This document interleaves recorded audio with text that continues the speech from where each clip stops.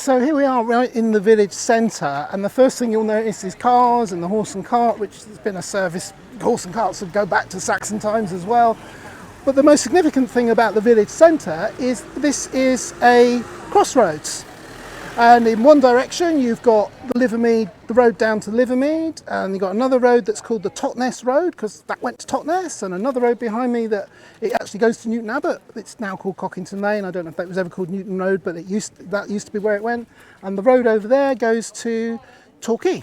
And right at the crossroads you've got the forge, which did everything with wrought ironwork, including, of course, it would have been the place where they would fix the carriages. And if you look at the forge, now the forge is world famous. If you ask people anywhere in the world if they've heard of Cockington, the first thing they'll say is they've heard of Cockington Forge.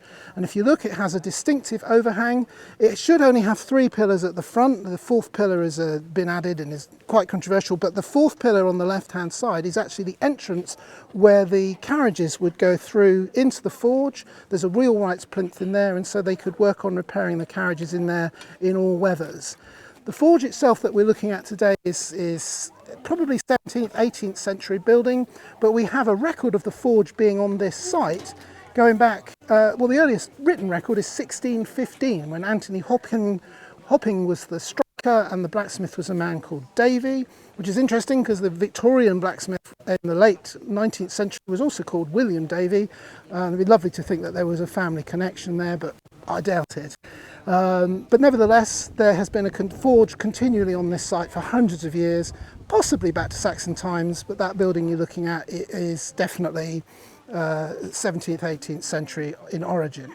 Then over opposite the forge, we have what's today called Rose Cottage. Unfortunately, the current owner has removed all the roses, so we're not quite sure why it's called Rose Cottage anymore. But originally that was called Davy's Cottage, because cottages in the old days were named after the families that lived in them, and of course the blacksmith was the Davies, so that is Davy's Cottage. And in fact there's a famous illustration of it in the 1880s in the London Illustrated magazine. It was always been a very photogenic place and is very well known. And finally you've got Court Cottage. Now Court Cottage is a very interesting building. It's originally a Devon long house where you would have the family living at the back, and the front was a shippen. There would be no window there. You would just have farm animals living in there. But between 1862 and 1892 it was converted into the schoolroom, and you had Susanna Doney, the schoolmistress, with 5 of her own children plus the village children, and she was paid £12 a year to run the schoolhouse. And the very nice, interesting local bit of history here is the connection it has with the second richest woman in Victorian England, Angela Burdett Coutts. She was the heir to the Coutts Bank fortune. There was the Queen of England, who was the richest woman in England, and the second richest woman, Angela Burdett Coutts, was known as the Queen of the Poor.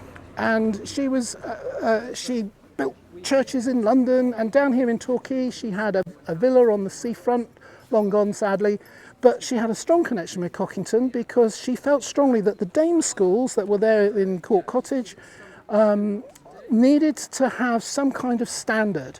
She felt that she wanted some kind of standards, and so she paid for a school inspector to raise the standard of all the dame schools in the area.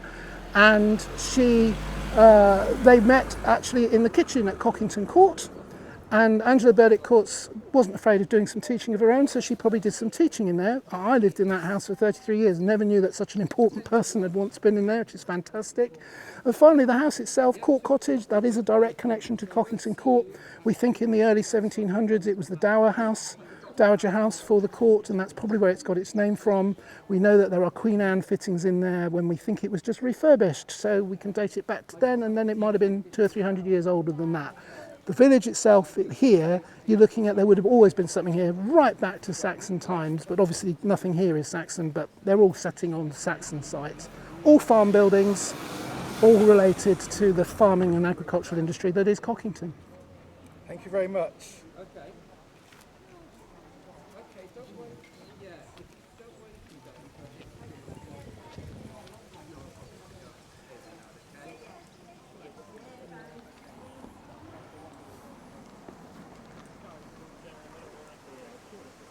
Yes, where the